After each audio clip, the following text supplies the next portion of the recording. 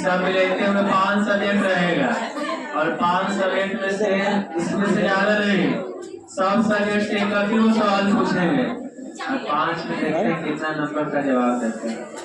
पहला सवाल है पकड़ना, और इस लड़का का पहला सवाल है कि प्रकाश का परिवर्तन से आप क्या समझते हैं तथा इसका कितने नियम होते हैं, इसको व्याख्या करें।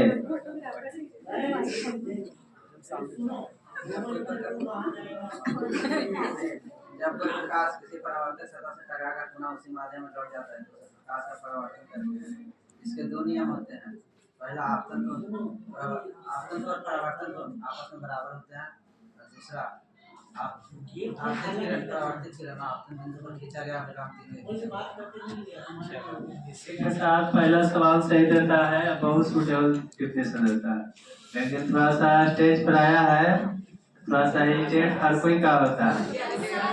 तो पहली बात है, चलिए दूसरा सवाल है, हिंदी का सवाल है कि 3 को राइटर का नाम बताइएगा। जाति प्रथा श्रम के लेखक और नाखून क्यों बढ़ते हैं के लेखक और भारत से हमें क्या सीखे, तीनों का राइटर का नाम बोलिए।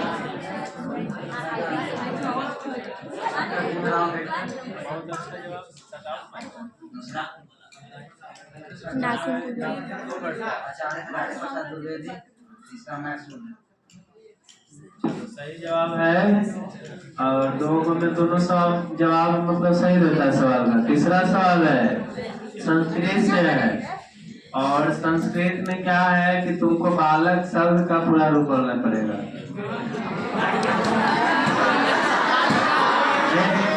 बालक का पूरा रूप बोलिए।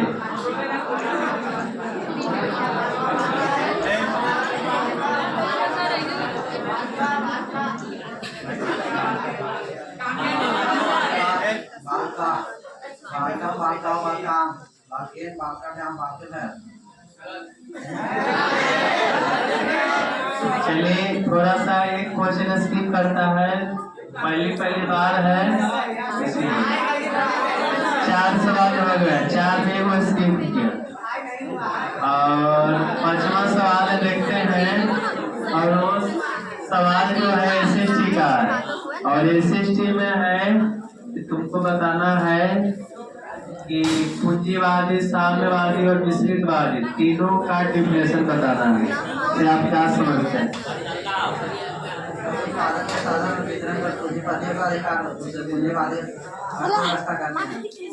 समाजवादी जब उत्पादन के साधन और वितरण पर सरकार का अधिकार, समाज के सभी वर्गों का अधिकार, उसे समाजवादी यहाँ उत्पादन के साधन और वितरण पर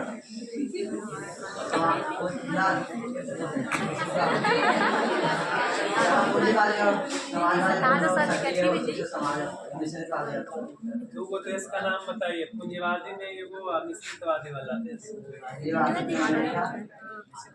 भारत और समाजवादी रूस। और 5 सवाल में 4 सवाल दिया है, इसके लिए जोरदार ताली बजा दीजिए। इतना कम नहीं है, इतना आकर नहीं, इसको पहले तो यहाँ पे आने के लिए, इतना हिम्मत आने के लिए जो हुआ इसके लिए हम भी धन्यवाद देना चाहते हैं। बहुत सारे विद्यार्थी हैं यहाँ पहले ही आने से डर ही जाते हैं, तो इतना सवाल बताया, 5 में 4 जवाब दिया, अगला बार कोशिश करेगा कि 5 में 5 भी देगा।